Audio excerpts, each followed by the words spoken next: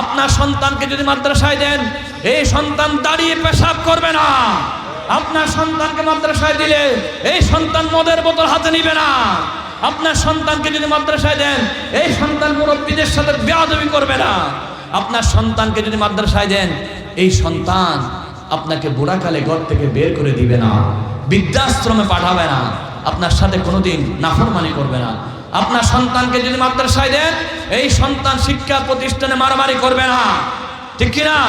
আজকে যত জায়গায় মারামারি দেখেন, কোনো মাদ্রাসায় সেই মারামারি নাই, কারণ সেখানে কোরআনের শিক্ষা দেওয়া হয়। কোনো মানুষ যদি মাদ্রাসায় নিজের সন্তানটাকে দেয়, এই সন্তান যখন কোরআন শরীফ পড়ে তখন আল্লাহর সাথে ডাইরেক্ট কথা বলে। সুবহানাল্লাহ। হাদিস সাক্ষী, রাসূল বলেছেন, বান্দা যখন বলে আলহামদুলিল্লাহি রাব্বিল আলামিন, আল্লাহ বলেন হামিদানি আবদি, প্রত্যেকটা কথায় কথায় আল্লাহ জবাব দেয়। সুবহানাল্লাহ। আপনার সন্তানকে মাদ্রাসায় দিলে এই সন্তান আপনার অসুস্থ সময় বসে বসে কোরআন শরীফ পড়বে, আল্লাহর কাছে দোয়া করবে, আপনার জানাজা পড়াবে, আপনার গোসল দেওয়াবে, কবরস্থানে হাজির হবে। এই সন্তানে আপনার চক্ষু জোড়ায় ফেলবে। আজকে বাংলাদেশে আমরা মনে করতাম আগে মোল্লার দূর মসজিদ পর্যন্ত, ঠিক কিনা? আল্লামা সাঈদী সাহেব এটা পরিবর্তন করে দিয়েছেন মোল্লার দূর সংসদ ভবন পর্যন্ত। বর্তমানে যারা সংসদ চালাচ্ছে ডক্টর আফম খালেদ সাহেব, তিনিও একজন আলেম। ইনশাআল্লাহ বাংলাদেশ গঠিত হবে, আগামী বাংলাদেশ হবে আলেমদের বাংলাদেশ, আগামী বাংলাদেশ হবে আল কোরআনের বাংলাদেশ, আগামী বাংলাদেশ হবে ইসলামের বাংলাদেশ, আগামীর বাংলাদেশ হবে আল্লাহর আইনের বাংলাদেশ। কারা কারা দিয়া সিধু হাত আল্লাহকে দেখায়।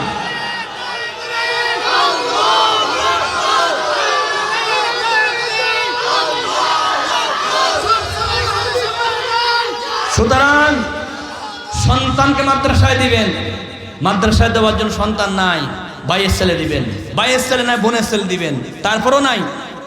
আমার সোফা প্রিন্সিপাল সাহেব হুজুর হাতে এসে 10 জনের দায়িত্ব নিয়ে বলেন, হুজুর 10 জনের বেতন আমি দেব, 10 জনের জন্য পোশাকটা আমি দেব, 10 জন ছেলের যা খরচ হয় আমি দেব। আল্লাহর কোরআনের বাগানে যারা টাকা দিতে পারে তাদের তাকদীর খুলে যাবে। আপনার টাকা মাদ্রাসায় আসার পরে সেই টাকা দিয়ে জুয়া খেলবে না, মদ খেলবে না, আপনার টাকা দিয়ে কোরআন শরীফ পড়বে। আপনি সন্তানকে নিয়ে দিনের 8টা বাজে ঘুম থেকে উঠেন, মাদ্রাসায় 3টা বাজে ঘুম থেকে উঠে এই মাসুম বাচ্চারা শীতে ঠান্ডায় উজু করে কোরআন শরীফ পড়ে, এর চাইতে বড় কথা কি আছে?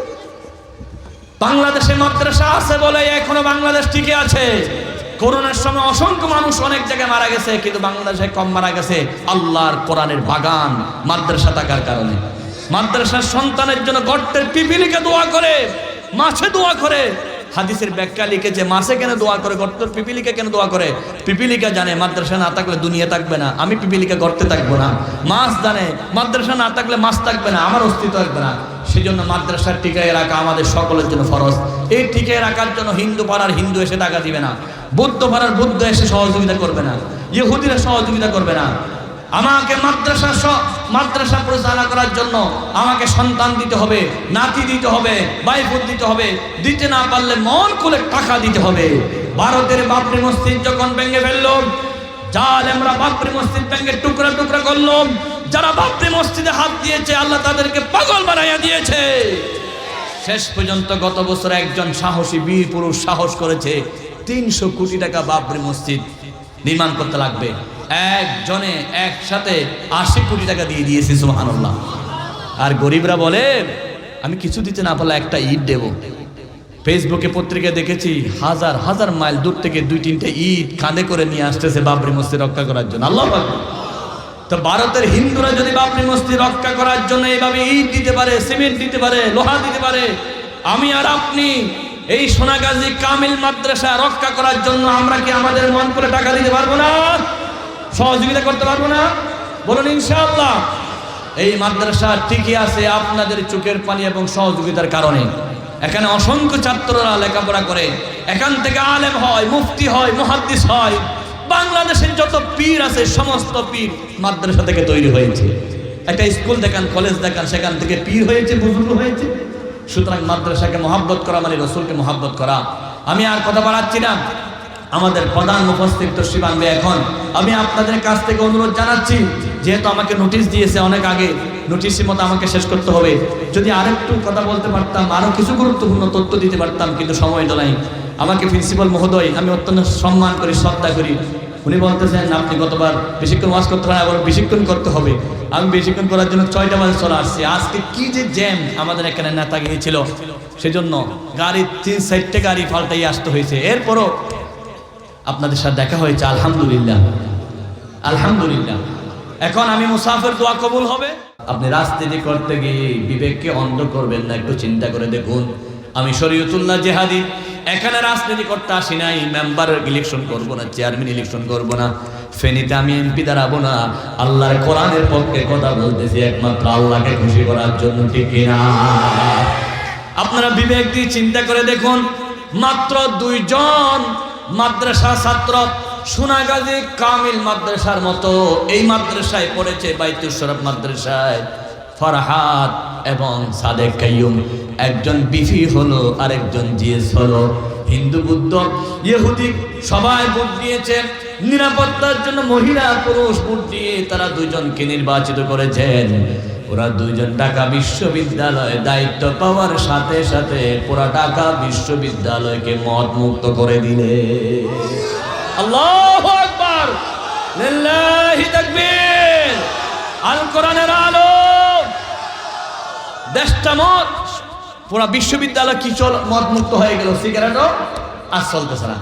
2 জন মাদ্রাসার ছাত্র যদি বিশ্ববিদ্যালয়ের মদ বন্ধ করতে পারে, এরকম যদি আল্লাহওয়ালা কোরআনওয়ালা 151 জন এমপি হয়, পুরা দেশ মদ বন্ধ হয়ে যাবে, জুয়া বন্ধ হয়ে যাবে, জানা বন্ধ হয়ে যাবে, থানাবাজি বন্ধ হয়ে যাবে, দুর্নীতি বন্ধ হয়ে যাবে।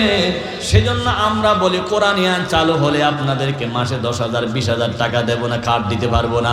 কোরআনী আইন চালু হলে আপনাদেরকে নিরাপত্তা দিতে পারবো, সমাজে আরামে ঘুমাইতে পারবেন, শান্তিতে থাকতে পারবেন, ঠিক কিনা? বঙ্গবন্ধু যখন দেশ স্বাধীন করলো, একজন গ্রামের কৃষক তার জন্য খেজুর রসের পিঠা বানাইয়া তার জন্য হাতিয়ে নিয়ে গেলেন। দারোয়ান কিন্তু তাকে ঢুকতে দিচ্ছে না। দারোয়ান যখন ঢুকতে দিচ্ছে না, নেতার কাছে পিঠা পৌঁছাইয়ে দেওয়ার পরে নেতা একটা 20 টাকার নোট দিল। কয় টাকার নোট? 20 টাকা, মানে তখন কমপক্ষে 10টা গরু কিনে যাবে এমন টাকার মূল্য ছিল। দারোয়ান বলতেছে গ্রামের কৃষক 20 টাকা কি করবে, পকেটে 10 টাকা রাখলো, ওনাকে 10 টাকা দিল। সুবহানাল্লাহ। আমার ভাইয়েরা, খুশির খবর হলো দারোয়ান পেশাব করতে গেছে, উনি ভিতরে ঢুকে গেছে। নেতাকে বলতেছে আসসালামু আলাইকুম, টাকার জন্য আসি নাই, আপনার টাকা আপনি নেন। নেতা বলতেছে আমি তো দিয়েছিলাম 20 টাকা, হয়ে গেল।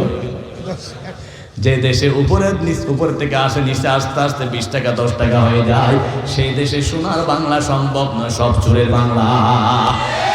সুতরাং আল্লাহর কোরআন ধরে বলি, আমি যদি আপনাকে বলি প্রত্যেকজনকে 10,000 টাকা দিব, সংসদ ভবনে 10,000 টাকা পাস হলে, আল্লাহর কসম কোরআনে আইন না থাকলে ফেনী সোনাগাজী আস্তে আস্তে 10,000 টাকা এটা 500 টাকা হয়ে যাবে।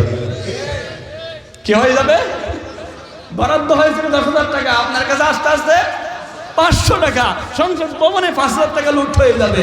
এরপর ওসি, এসপি, ডিসি সবখানে যেতে যেতে আপনি পাবেন 500 টাকা। তাহলে যারা টাকা দিয়ে লুট কিনে, মনে করতে হবে এটা একটা ব্যবসা পুঁজি করতেছে, ঠিক কিনা?